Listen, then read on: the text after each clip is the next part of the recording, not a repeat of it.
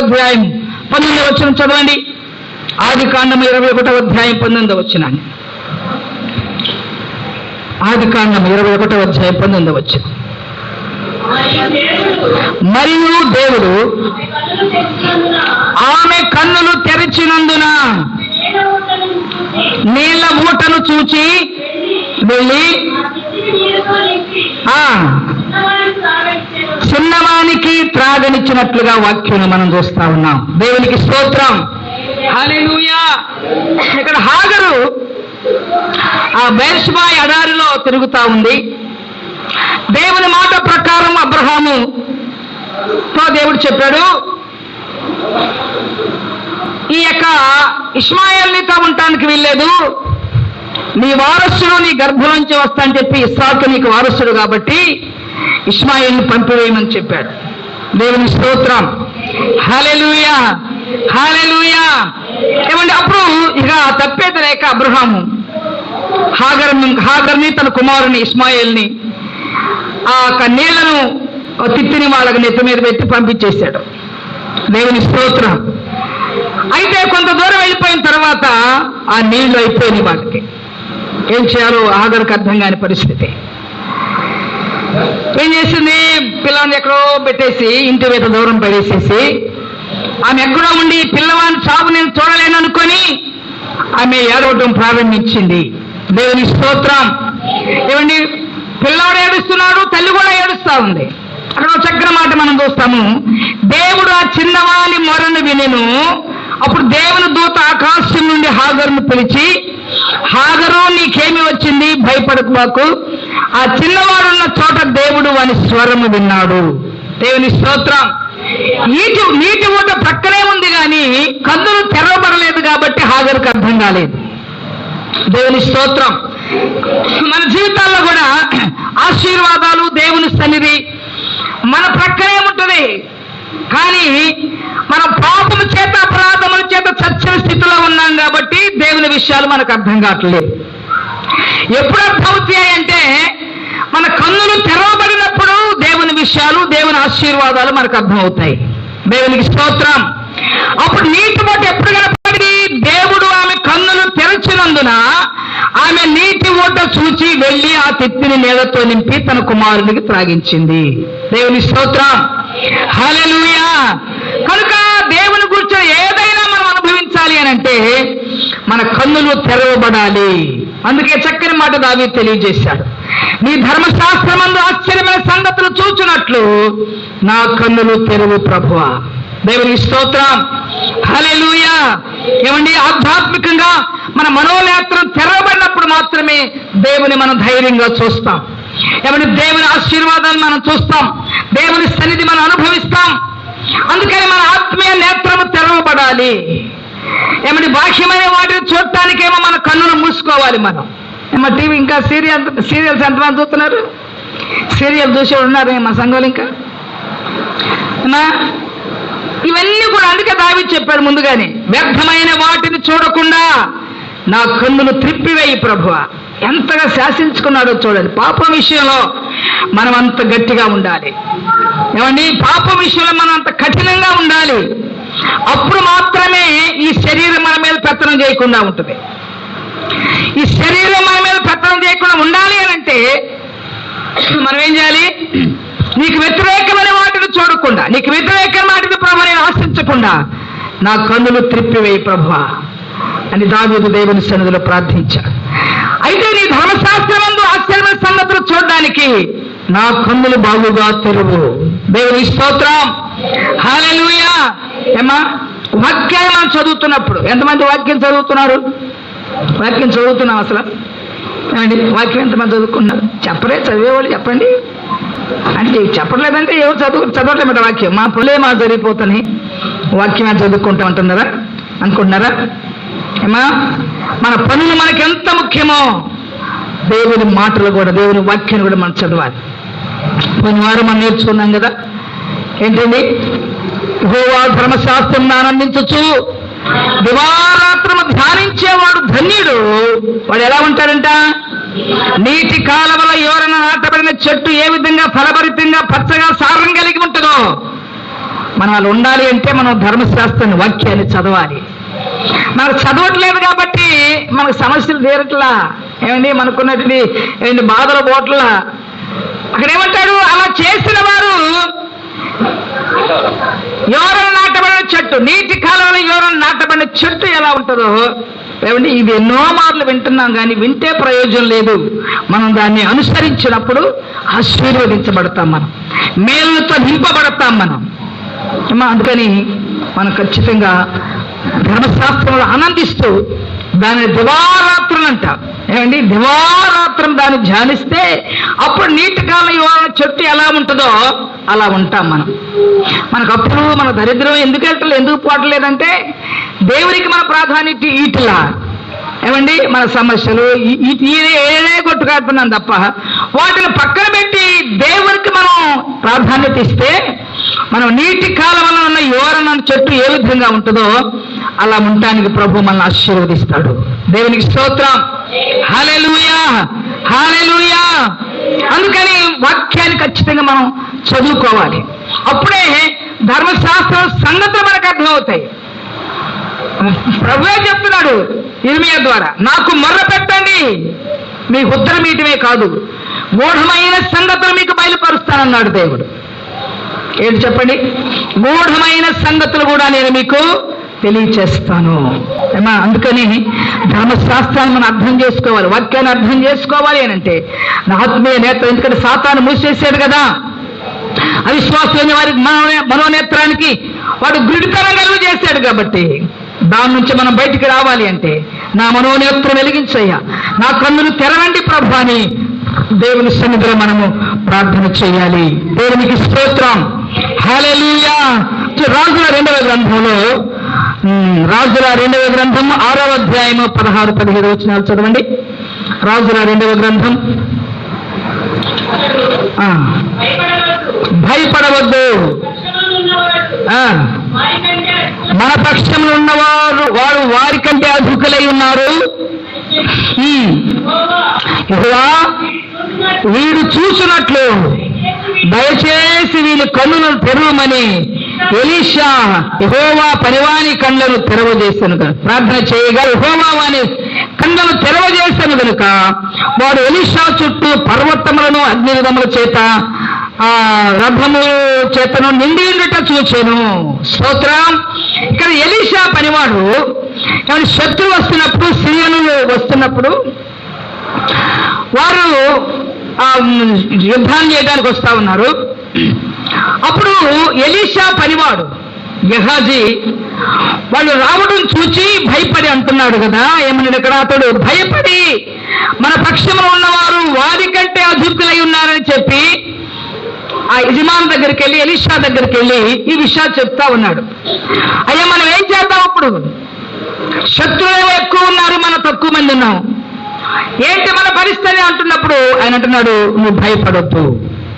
ఏమండి, నువ్వు ఏమాత్రం భయపడొద్దు అని చెప్పి యెహోవా వీడు చూచినట్లు వీని కన్నులు తెరవమని ప్రార్థన చేశాడు ఎలీషా. దేవునికి స్తోత్రం. హల్లెలూయా. ఏమండి, ప్రార్థన చేసినప్పుడు దేవుడు ఎలీషా పనివాని కన్నులు తెరిచాడు. తెరిచినప్పుడు ఏం జరిగింది? ఏం చూశాడు పనివాడు? ఎలీషా చుట్టూ ఏమున్నాయంట? అగ్ని రథములు, అగ్ని పర్వతములన్నీ కూడా ఎలీషా చుట్టూ ఉన్నట్లుగా మనం చూస్తా ఉన్నాం. అంటే దైవజనుల దగ్గర పనివాడు ఉంటున్నారే గాని, గెహాజీ ఉంటున్నారే గాని కన్నులు మాత్రం తెరవబడాల. ఏమా, ఇన్ని సంవత్సరాలు మనం వస్తున్నాం ప్రార్థనకి, మన కన్నులు తెరవబడ్డాయా? ఏమా, దేవుని చూడగలుగుతున్నామా? దేవుని వాక్యం అర్థమవుతుందా మనకి? ఎంతమందికి అర్థమవుతుంది వాక్యం? అందుకే అంటాడు, అయ్యా వీడు చూసినట్లు వీడి కన్నులు తెరువు. అప్పుడు వాని కన్నులు తెరవబడినప్పుడు వామ్మో, ఎలీషా చుట్టూ, దైవజనుల చుట్టూ ఇలాంటి అగ్నిరథాలు, పర్వతాలు ఉన్నాయేంటి అని ఆయన ఆశ్చర్యపోయాడు. దేవునికి స్తోత్రం. అందుకే మన కన్నులు తెరవబడితేనే దేవుని ఆశ్చర్యమైన సంగతులు మనకు అర్థమవుతాయి. మన కన్నులు తెరవబడకుండా ఏమండి ఇంకా మనం అదే స్థితిలో ఉన్నట్లయితే, ఎలా, ఏ స్థితిలో చెప్పండి? అపరాధముల చేత, పాపముల చేత చచ్చిన వారిగా మనం ఉన్నట్లయితే చచ్చిన వారికి దేవుని విషయాలు అర్థంగా, అంటే చచ్చిపోవటం చచ్చిపోవటం అంటే పాపములో ఉన్న వారికి, అపరాధముల చేత ఉన్న వారికి దేవుని సత్యము, దేవుని మర్మము అర్థం కాదు. దేవునికి స్తోత్రం. హల్లెలూయా, హల్లెలూయా. అందుకని దేవుని సన్నిధికి వస్తున్న మన హృదయాలు, మన కన్నులు తెరవబడాలి. ఇక్కడ గెహాజీ ఎలీషా చేసిన ఎన్నో అద్భుతాలు చూశాడు, ఎన్నో ఆశ్చర్యమైన కార్యాలు చేశాడు. ఎలీషా ఎన్ని అద్భుతాలు చేశాడు తెలుసా? ఎన్నో అద్భుతాలు చేశాడు. ఏమైనా ఒక చోట నీళ్లు చేదుగా ఉంటే ఆయన ఉప్పు వేసి ప్రార్థన చేసినప్పుడు మధురంగా మార్చబడ్డాయి. అక్కడ అనేక మంది చనిపోతుంటే అనేక మంది మరణాల నుంచి ఆయన జీవంలోకి తీసుకుని వచ్చాడు ఎలీషా. ఇలాగ ఎన్నో కార్యాలు ఎలీషా చేశాడు, కానీ పనివానికి మాత్రం అర్థం కావట్లా. దేవుని స్తోత్రం. ఏమండి, పనివాడికి మాత్రం ఎలీషా శక్తి అర్థం కాలేదు.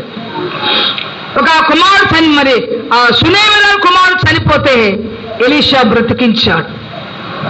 ఎందుకంటే ఎలీషాలో దేవుని పరిశుద్ధాత్మ శక్తి ఉంది కాబట్టి. దేవుని స్తోత్రం.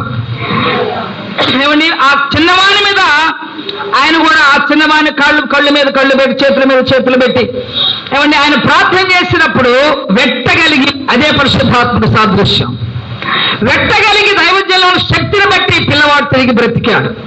ఇన్ని కార్యాలు చూస్తున్నటువంటి గెహాజీకి ఈయన శక్తి ఏమిటో అర్థం కాల.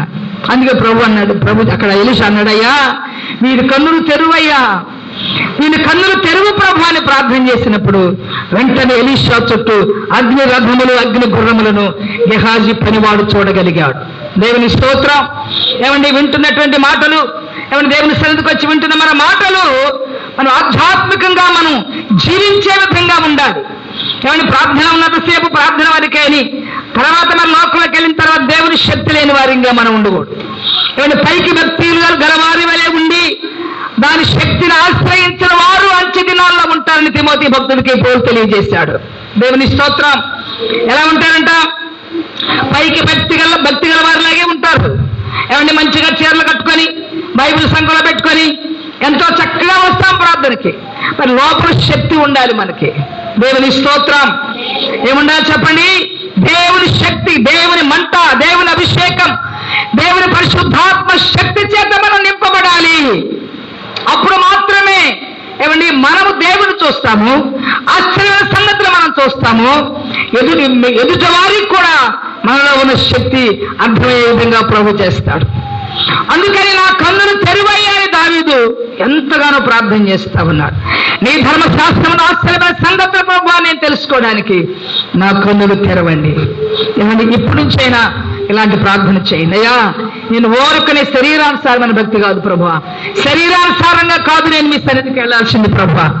ఆత్మనేత్రం తెరవబడిన స్థితిలో ఈ లోక యుగదేవత, ఈ సంబంధమైన యుగదేవత మా మనోనేత్రాలు గుడితనం కలుగు చేసింది కాబట్టి వాటి పొరల నుంచి మమ్మల్ని సాతాను గుడ్డితనం నుంచి విడిపించు. నిన్ను చూచే కన్నులు దయచేయి ప్రభు. ఏ కన్నులు కావాలి మనకు చెప్పండి? ఏమా, ఏదో లోకంలో వ్యర్థమైన చూచే కన్నులు కాదు మనకు కావాల్సింది, దేవుని చూచే కన్నులు కావాలి. దేవుని ఆశ్చర్యమైన కార్యాలు అర్థం చేసుకునేటువంటి స్థితి మనం కలిగి ఉండాలి. దేవుని శక్తిని కలిగి ఉండాలి. పైకి భక్తి కాదు కావాల్సింది, లోపల శక్తి ఉండాలి. దేవునికి స్తోత్రం. ఆ మాట బైబిల్లో కూడా ఉంది, పైకి భక్తి గల వారి వలె ఉండి దాని శక్తిని ఆశ్రయించిన వారిగా ఉండకూడదు అని తిమోతి భక్తుడికి అపోస్తలుడు పౌలు గారు తెలియజేశాడు.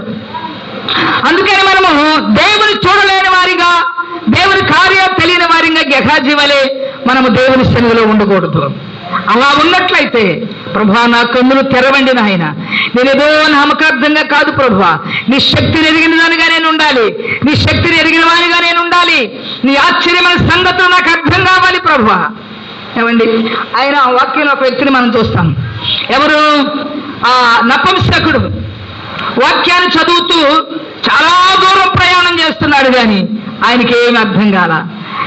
ఆ శక్తి అయితే ఎంతో గొప్పగా ఉంది. అయితే దేవుడు వెంటనే ఫిలిప్పుని నపుంసకుని దగ్గర పంపించాడు. ఏమని ఫిలిప్ వెళ్ళేమన్నాడు? నువ్వు చదువుతున్నది నీకు అర్థమవుతుందా అని అడిగాడు. అయ్యా నాకేమర్థమైతే, ఎవరైనా చెప్పకపోతే నాకేం తెలుస్తుంది?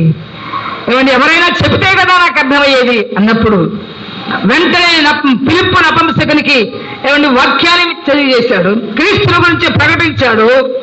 వెంటనే నపుంసకుడు ఏమండి గొప్ప అధికారి, గొప్ప ఉద్యోగస్తుడు ఆయన, గ్రామాలను నిరుషయం చేస్తున్నారు దేవుని ఆరాధించడానికి వెళ్తున్నారు, కానీ ఏమర్థం కాని పరిస్థితులు వెళ్తున్నటువంటి తన ప్రయాసను దేవుడు చూచి ఏమండి ఆయన కన్నులు తెరిచి వాక్యం ద్వారా ఆయన వాక్యం విన్న వెంటనే బాప్తిసం పొందాడు.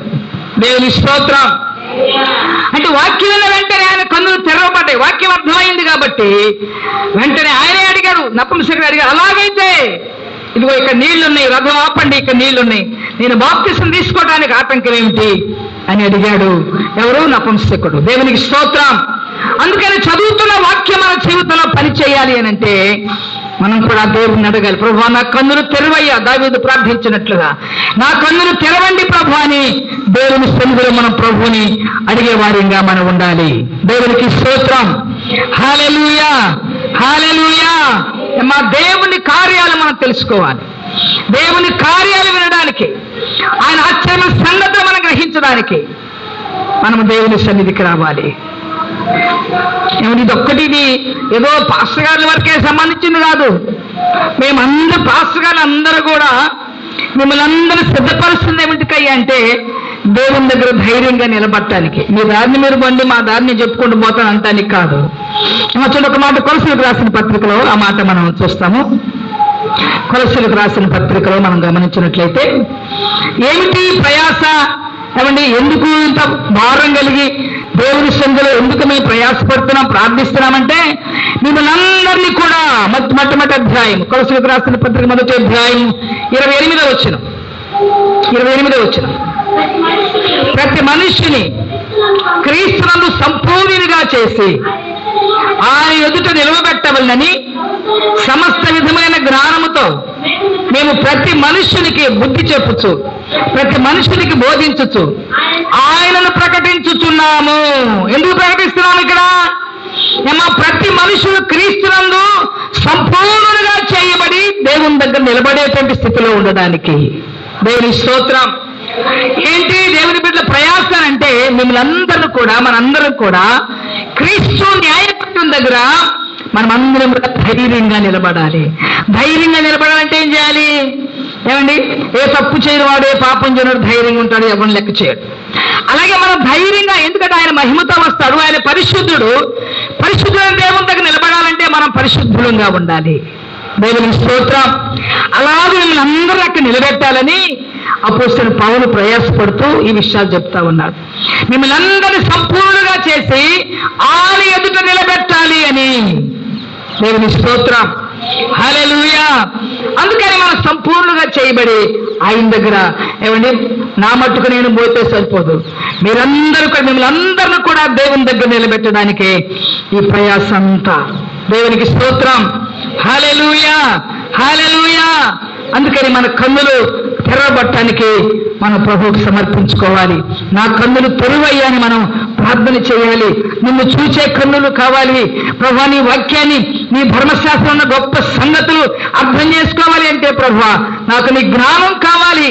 ఏమండి, శరీరానుసారం శరీర విషయాల మీదే మనసు పెడతారు అని, కాబట్టి ఆత్మానుసారంగా నేను జీవించాలి ప్రభువా, ఆధ్యాత్మికమైన చింతన కలిగి నీ సన్నిధిలో నేను జీవించాలి ప్రభువా అనేటువంటి తపన మనం అందరం కలిగి ఉండాలని చెప్పి వాక్యం మనకు తెలియజేస్తుంది. దేవుని స్తోత్రం. హల్లెలూయా. అలాగే బిలాము కన్నులు కూడా మూయబడినప్పుడు, ఏమని చదవనక్కర్లేదు, టైం అయిపోతుంది కాబట్టి, బిలాము కన్నులు కూడా మూయబడ్డాయి. ఏమండి, ఒక రాజు వచ్చి దేవుని బిడ్డలు శపించమన్నప్పుడు బిలామునే అడిగారు. బిలాము ఎవరు? బిలాము ఒక ప్రవక్త, బిలాము ఒక దైవజనుడు. కానీ బిలాముని అడిగినప్పుడు బిలాము ఏం చెప్పాలి? నోరు మూసుకుపో అనాలి. ఏమంటే దేవుని విషయాలు సత్సుపుచ్చు ఉండకూడదు. మనం చచ్చినా బ్రతికినా దేవుని కోసమే కాబట్టి. దేవుని స్తోత్రం. హల్లెలూయా. బిలాము లోపల ఆయనకి ఆ ధనం మీద ఆశ ఉంది.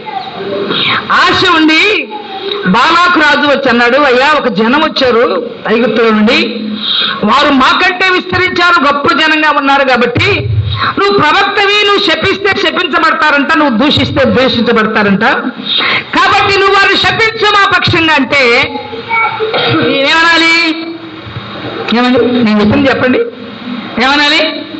నోరు ముసుకెళ్ళు, వాళ్ళు ఎవరనుకున్నావు అనాలి. ఆయన అన్నాడు, నేను దేవుడి దగ్గర కనుక్కొని చెబుతాలి అన్నాడు. దేవుడు చెప్పించమంటాడు ఏడన్నా ఆయన పిల్లల్ని? ఏమంటాడు ఆయన? ఏమంటే దేవుని విషయాలు చచ్చుపుచ్చు ఉండకూడదు. మనం చచ్చినా బ్రతికినా దేవుని కోసమే కాబట్టి. దేవుని స్తోత్రం, హల్లెలూయా. బిలాము లోపల ఆయనకి ఆ ధనం మీద ఆశ ఉంది.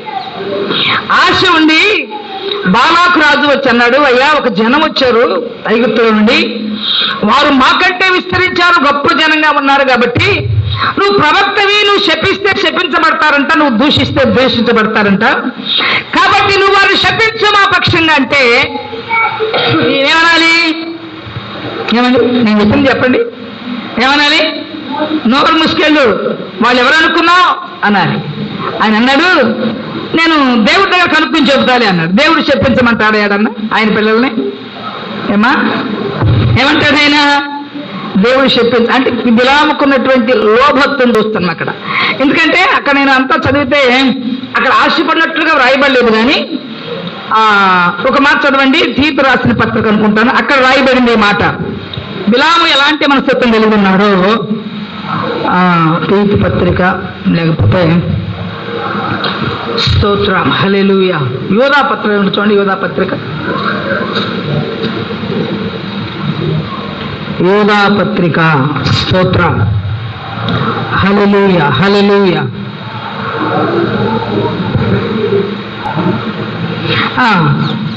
యోధా పత్రిక మొదటి అధ్యాయమే కదా, 11వ వచనం చదవండి. 11వ వచనం యోధా పత్రిక ప్రకటన గ్రంథానికి ముందు ఉంటుంది. ప్రకటనకు, అయ్యో వారికి శ్రమ, వారు కయ్యూను నడిచిన మార్గం నడిచారు, బహుమానం పొందాలని బిలాము నడిచిన తప్పు త్రోవలో ఆతురముగా పరిగెత్తిన కోరహు చేసినట్లు తిరస్కారం చేసేవారు నశించారు అని మనం చూస్తాం ఇక్కడ. దేవుని స్తోత్రం. అక్కడ బిలాము దేన్ని ఆశించారంట? బహుమానం పొందాలని బిలాము ఏమండి దేవుని దగ్గర మరి ఏం చేయని పరిస్థితుల్లో, ఇటు దేవుడు ఉన్నాడు, ధనం మీద ఆశ ఉంది. అందుకని బిలాము దేవుని దగ్గరికి వెళ్ళి మాట్లాడాడు. వాళ్ళకి చెప్పాడు, వచ్చిన వాళ్ళకి, అయ్యా ఈ రాత్రి ఇక్కడ ఉండండి, నేను దేవుణ్ణి అడిగి చెబుతాను ఏ విషయం. ఇదంతా అవసరమా చెప్పండి? దైవజనునికి దేవుని బిడ్డలు చెప్పించే విషయంలో ఈ రాత్రి ఉండండి, నేను దేవుని అనుకుని చెప్తానంటే దేవుడు ఎంత వెరితనం అది చెప్పండి. ఏమండి ఆ విధంగా చెప్పినప్పుడు దేవుడు అన్నాడు కదా, నువ్వేం మాట్లాడబాకు, నేను ఈ నోట్లో ఏ మాటలు ఉంటే ఆ మాటలే చెప్పు అన్నాడు. దేవునికి స్తోత్రం, హల్లెలూయా, హల్లెలూయా. నువ్వేం మాట్లాడబాకు. అయితే శపించాలనుకుని వెళ్ళిన బిలాము ఆశీర్వదించి వచ్చాడు వాళ్ళని. దేవుని స్తోత్రం, హల్లెలూయా, హల్లెలూయా. ఏమండి సావుకులకి ఇలాంటి మనస్తత్వాలు కొంతమందికి ఉంటాయి. ఇది డబ్బు మీద ఆశ, ధనం మీద ఆశ, ఇవన్నీ కూడా చాలా మంది కలిగి ఉంటారు. సరే అది మనకు అనవసరం అనుకోండి. కానీ బిలాము ఆ విధంగా చేసినప్పుడు ఆ తరువాత గాడిదను ఎక్కాడు. ఏంటి వెళ్తానికి, వాళ్ళని చెప్పించడానికో దీవించడానికో వెళ్తాడు. దేవుని మాట ప్రకారం వెళ్తున్నాను అని చెప్పి వెళ్ళాడు.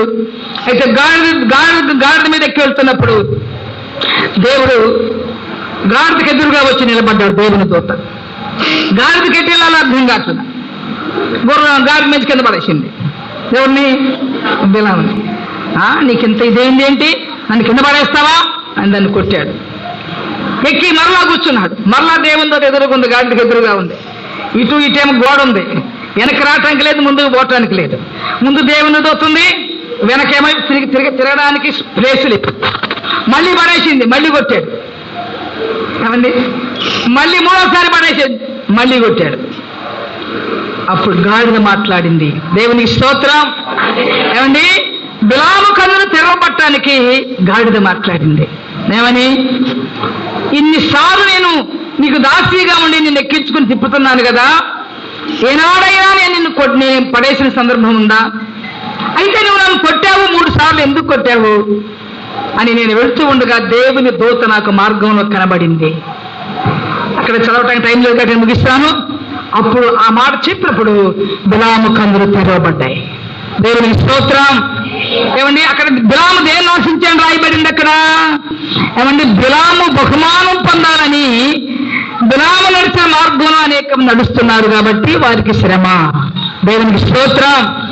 వాళ్ళు అన్నారు కదా, వచ్చిన వాళ్ళు నీకు మంచి బంగారం ఇస్తాము, డబ్బులు ఇస్తాము, నేను ఘనపరుస్తామని చెప్పారు. ఇలాంటి ఘనతలు కోరుకుంటారు చాలా మంది ఈనాడు. ఏమండి, చాలా మంది ఏం చేయాలి? ఘనపరచాలి.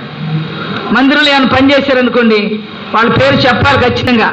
అమ్మా, మన సంఘంలో అలాంటి వాళ్ళు ఎవరు లేరనుకోండి. కొన్ని సంఘాల్లో ఘనతలు కోరుకుంటారు, వారిని ప్రత్యేకంగా ఎత్తి చూపించాలి. అలాగే వాటికి బిలాట్లుగా ఇక్కడ రాయబడింది, యోధా పత్రికలో ఆ విషయం స్పష్టంగా రాయబడింది. దేవునికి స్తోత్రం. అందుకని ఆయన ఆశను బట్టే దేవుని దగ్గర కనుక్కుని నేను చెప్తానులే, ఈ రాత్రి ఇక్కడ ఉండండి అని చెప్పాడు. దేవుని స్తోత్రం. తర్వాత బిలాము కన్నులు తెరవబడి, అయ్యో నేను పాపం చేశాను అని ఒప్పుకున్నాడు. దేవునికి స్తోత్రం. అందుకే మన కన్నులు నిజంగా తెరవబడినప్పుడు మనం దేవుని చూడడానికే మన కన్నులు తెరవబడాలి అని మనం ప్రార్థన చేయాలి. దేవుల్లో ఉన్న మాటలు ఆధ్యాత్మికమైన మాటలు. ఏమండి, కన్నులు ఇంకా పాపంతోనే, ఏమండి మన శరీరంలో ఇంకా పాపపు తలంపులు ఉన్నంత వరకు మనము గొడ్డితనంలో ఉన్నట్టే, పాపముల చేత అపరాధముల చేత చచ్చిన వారిగా మనం ఉన్నట్టే. ఈ లోక దేవత ఇంకా ఆ గుడితనంలో మనం ఉన్నట్లే. కాబట్టి దేవుణ్ణి అడగాలి. నా భక్తుడు దావీదు అడిగినట్లుగా, నీ ధర్మశాస్త్రమును ఆశ్రమ సంగతో తెలుసుకోవడానికయ్యా నా కన్నులు తెరువు ప్రభువా, నిన్ను చూచే కన్నులు నాకు నాయన, నీ కన్నులు ప్రభు, నిన్ను చూచే కన్నులు నాకు కావాలి నాయన. అందుకని ఆదాము తప్పు చేసిన తర్వాత దేవుని చూడలేకపోతున్నాడు, దేవుని దగ్గరికి వెళ్ళలేకపోతున్నాడు, నేను చెట్టు చాటుకు వెళ్ళిపోతున్నాడు, ఏమేమో చేస్తా ఉన్నాడు. అందుకని ఏమంటే ఆధ్యాత్మికంగా చచ్చిన స్థితిలో ఉంటే, మన కన్నులు తెరవబడకపోతే ఏమండి దేవుని కార్యాలు మనం చూడలేము, దేవుని మనం చూడలేము. దేవుని సంగతులు గ్రహించడానికి మన కన్నులు తెరవబడాలి. దేవునికి స్తోత్రం. హల్లెలూయా. అటు విధంగా చేరుకుని మనందరం కూడా ఇంకా తెరవబడిన పరిస్థితుల్లో దేవుని సన్నిధికి వస్తున్నామేమో, దేవుని దర్శనం చూడని పరిస్థితుల్లో దేవుని సన్నిధికి వస్తున్నామేమో, దేవుని స్వరం వినబడని పరిస్థితుల్లో దేవుని సన్నిధికి వస్తున్నామేమో, దేవుని ఆనందించలేని పరిస్థితుల్లో ఇంకా శరీర కోరికలతో శరీరం మీద మన మీద అజమాయిష్ చేస్తూ శరీరం నుంచి మన మీద ప్రభుత్వం చేస్తున్న పరిస్థితుల్లోని ఇంకా జీవిస్తున్నామేమో, బిలాము వలె గట్టిగా పాపం గురించి చెప్పలేకపోతున్నామేమో. ఖచ్చితంగా మన కన్నులు తెరవబడాలంటే పాప విషయంలో ఖచ్చితంగా మనం ఉండాలి. ఏమండి, పాప విషయంలో నిర్మహమాటంగా మనం దాన్ని గద్దించే వారిగా మనం ఉండాలి. దాని విషయంలో ఎంత ఖచ్చితమైనటువంటి పరిస్థితి మనం కలిగి ఉన్నప్పుడు దేవుడు మన కన్నులు తెరుస్తాడు, దేవుని చూచేటువంటి స్థితి మనం కలిగి ఉంటాం. అటు కృపాచేరి మనందరికీ పరిశుద్ధాత్మ దేవుడు అనుగ్రహించి నడిపించును గాక. ఆమేన్. కన్ను మూసుకొని ప్రార్థన చేసుకుందాం. హల్లెలూయా, హల్లెలూయా, హల్లెలూయా. స్తోత్రం, స్తోత్రం, స్తోత్రం, స్తోత్రం, స్తోత్రం. అందరూ కన్ను మూసుకున్నా ప్రార్థన చేద్దాం. పరిశుద్ధ తండ్రి, ఒక్క నిమిషం ప్రార్థన చేయండి. నా కన్నులు తెరువయ్యా, నాకు ఆ మనోనేత్రం వెలిగించబడకపోతే బాహ్యమైన కళ్ళతో నేను చూడలేను ప్రభా. నీ సంగతులు నాకు అర్థం కావు నాయన, ధర్మశాస్త్రం దాయబడిన మరుగైన సంగతులు నాకు అర్థం కావు ప్రభా. నా ఆత్మీయ నేత్రం తెరువయ్యా, సాతాను గుడితనం కలుగు చేసినయ్యా, నిన్ను చూచే స్థితిని పోగొట్టుకున్నాను ప్రభా. నిన్ను చూచే స్థితి నాకు కావాలి సయ్యా. నా నేత్రాలు తెరవండి ప్రభా, మీ స్తోత్రమని అందరం కూడా ప్రభు దగ్గర ప్రార్థన చేద్దాం. హల్లెలూయా, హల్లెలూయా, హల్లెలూయా. స్తోత్రం, స్తోత్రం, స్తోత్రం, స్తోత్రం. గొప్ప తండ్రి మీకే స్తుతులు నాయన, స్తోత్రమయ్యా. శక్తిమంతుడా, సర్వాధికారి మీ స్తోత్రము నాయన. నమ్మదగిన తండ్రి మీకే స్తోత్రం, స్తోత్రం, స్తోత్రమయ్యా. హల్లెలూయా, హల్లెలూయా. అయ్యా, ఇంకా చచ్చని స్థితిలో నేను ఉండకూడదు ప్రభా. ఇన్ని సంవత్సరాలు మీ సన్నిధికి వస్తున్నాయన, గెహాజీ వలె కన్నులు మూయబడిన పరిస్థితుల్లో ఉండకూడదు ప్రభా. నీ శక్తిని నేను చూడాలి నాయన. అయ్యా, నీ అగ్ని పర్వతాలు నేను చూడాలి ప్రభా. నీ శక్తి ఎంత గొప్పదో ఎరిగి ఉండాలి ప్రభా. అడుగుదాం ప్రభు అందరిని కూడా. స్తోత్రం, స్తోత్రం. పరిశుద్ధుడా, మహోన్నతుడా, గొప్ప తండ్రి, సర్వాధికారి, జీవము కలిగిన ఆయన మీ స్తోత్రమయ్యా. ఇంతవరకు ప్రభా మీ సన్నిధి మాత్రం వచ్చిన తండ్రి మీ స్తోత్రాలు చెల్లిస్తున్నాం. మీ కృపను బట్టి ప్రభా నిన్ను స్తుతిస్తున్నాము తండ్రి. వందనాలు అయ్యా, సహాయం చేయండి. ఉత్తరమైన వాక్యమున ఆయన ప్రతి బిడ్డ జీవితంలో మీరు ఫలింప చేయమని ప్రార్థిస్తున్నాం. నీరు కట్టండి నాయన, నీ వాక్యానికి విధేయులై ఉంటానికి సహాయం చేయి నాయన. నిన్ను చూచే కన్నులు కలిగిన వారికి ఉంటానికి సహాయం చేయి ప్రభా. మీ స్తోత్రాలు మీకే వందనాలు చెల్లిస్తున్నాం ప్రభా. అయ్యా, మీకు ఏ పాపం మీద ఏ ధనం మీద వ్యామోహం లేని వారిగా ప్రభా మా తండ్రి మీ సన్నిధిలో నిన్ను చూచేవారిగా ఉండడానికి మాత్రమే మమ్మల్ని సిద్ధపరచండి నాయన. ప్రభా మీరు త్వరగా రాబోతున్నారు నాయన. నీ దగ్గర ధైర్యంగా నిలబడే శక్తిని మేము కలిగి ఉంటానికి సహాయం చేసి కృప చూపించండి. బిడ్డచిన కానుకలు మీరు దీవించండి. వీళ్ళకి సమృద్ధి కలిగించి ప్రభా కృప చూపించి మీ నామానికి మీరు మహిమ తెచ్చుకోండి. మా ముందు దినాల కోసం మీకు సమర్పించుకుంటున్నాము నాయన. ఆశీర్వదించి దీవి